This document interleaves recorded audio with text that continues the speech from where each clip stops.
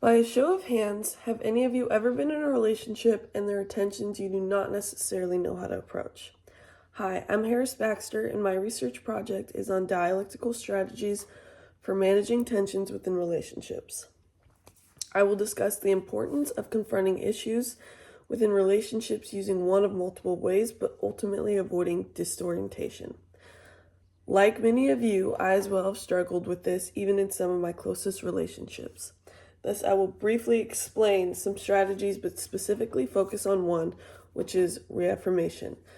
I will then go over how reaffirmation was applied in this study, evaluating self-forgiveness, and explain what I learned from this study and how I can use this strategy to better an interpersonal relationship of mine. I'd like to go over some dialectical strategies with you.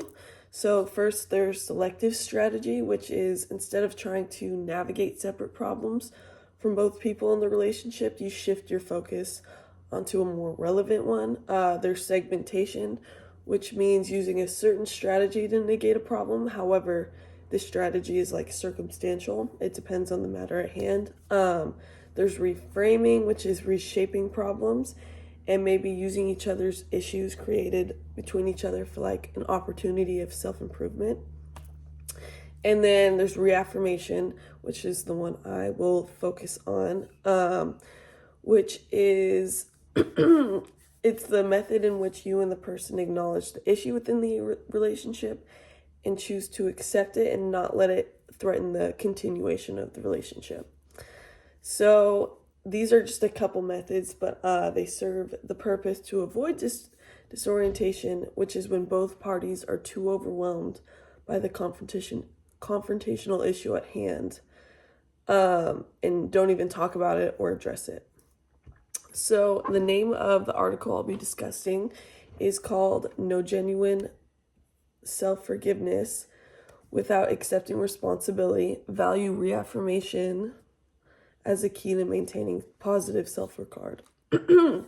This study was designed to evaluate the process of self-forgiveness while distinguishing between pseudo-forgiveness, which comes from denying responsibility of the endeavor at hand, and then there's genuine self-forgiveness, which is achieved by taking accountability of whatever wrong you committed. And then the hypothesis is the value of reaffirmation will be like the ingredient for confession, causing the moderation effects. So in order to determine how to obtain genuine self-forgiveness, they set up a study in which they had 74 participants who reported like some sort of wrongdoing. These wrongdoings range from things as insignificant as unfollowing someone on a social media platform to actually like committing domestic abuse. They were asked to complete 5 surveys within 24 hours of the offense committed. And from these surveys, they rated like the severity of the event. They rated self-forgiveness, self-esteem, responsibility and acceptance, as well as value reaffirmation with the victim of their wrongdoings. And they found from this study, it confirmed their theoretical ideas that to achieve genuine forgiveness and not like pseudo-forgiveness, which is like unauthentic forgiveness, you need to apply reaffirmation of the violated values.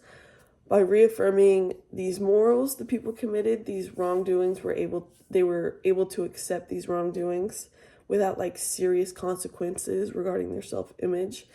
And the research showed that when the offenders reassured themselves in the people they share relationships with of their moral conduct and admitting to their wrongs, it restored their sense of morality and forgiveness.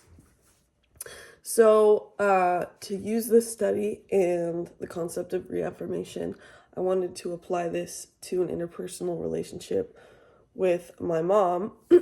Although this study focuses on self-forgiveness, I think it can translate to my interpersonal relationship as well.